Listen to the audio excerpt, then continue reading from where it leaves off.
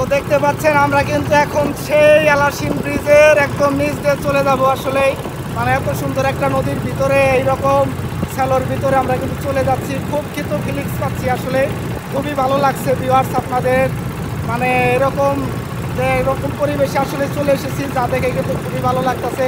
আর আমার কাকাকে কিন্তু অবশ্যই একটা লাইক করে দেবেন। তার কবিতাগুলো কিন্তু খুবই ভালো। তার প্রোফাইলে আপনার আইডিতে যদি ঢুকেন ফেসবুক প্রোফাইলে, তাহলে কিন্তু অবশ্যই বুঝতে পারবেন। এই যে দেখেন আমাদের সেই আলাসিন ব্রিজ। তো এই ব্রিজটার উপরে কিন্তু হাঁটছি এবং নিচ দিয়েও কিন্তু চলে যাচ্ছি।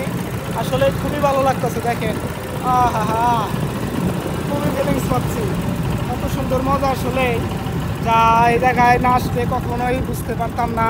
মানে অনেকটা কিন্তু ভালো লাগতেছে এই জায়গায় আসার পরে। এত সুন্দর ব্রিজ, এত সুন্দর পানি, এত সুন্দর ভিউ, মানে আর মনে হয় কোথাও নাই।